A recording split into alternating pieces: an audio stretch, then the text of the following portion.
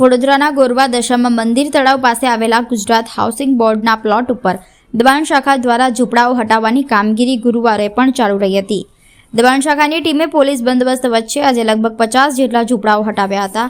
આ કાર્યવાહીનો આજે બીજો દિવસ હતો. ગઈકાલે પણ આ જ જગ્યાએથી 150થી વધુ ઝૂંપડાઓ અને મકાનો હટાવવામાં આવ્યા હતા. સ્થાનિક રહીશોનું કહેવું છે કે તેમને કોઈપણ પ્રકારની નોટિસ આપવામાં આવી નથી અને વિના પૂર્વ સૂચના કામગીરી હાથ ધરવામાં આવી છે. તંત્ર દ્વારા કોઈ વૈકલ્પિક વ્યવસ્થા પણ કરી નથી.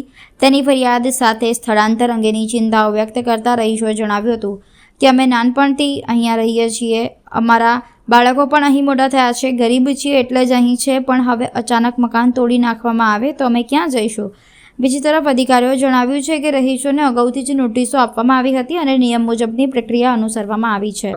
આવેલ ગુજરાત હાઉસિંગ બોર્ડની જમીન ઉપર જે અનધિકૃત દબાણ દૂર કરવાની કાર્યવાહી વડોદરા મહાનગરપાલિકા અને પોલીસ વિભાગની ટીમ સાથે અત્યારે કાર્યરત છે. નોટિસ અગાઉ પણ એ લોકોને આપેલી છે, વારંવાર સૂચનાઓ પણ આપેલી છે. અમને ખ્યાલ નથી તમે કયા સ્થાનિકને પૂછેલું, પણ અમે બધા સ્થાનિક જે છે એ લોકોને પણ અમે વારંવાર કીધેલું જ છે. અને આ બાજુ જે તમે જોઈ રહ્યા છો જમણી બાજુ એ જે કાચા પાચા છે એ લોકોને તમે રેગ્યુલર નોટિસ આપી અને જાણ કરતા આવ્યા છીએ, પણ દબાણ એ લોકોએ દૂર ન કરતા પછી અત્યારે આ કાર્યવાહી કાર્યરત કરેલી છે. એ લોકોની અલગ રજૂઆત કઈ હોઈ શકે છે, બરાબર, એ તમે એમને પૂછી શકો.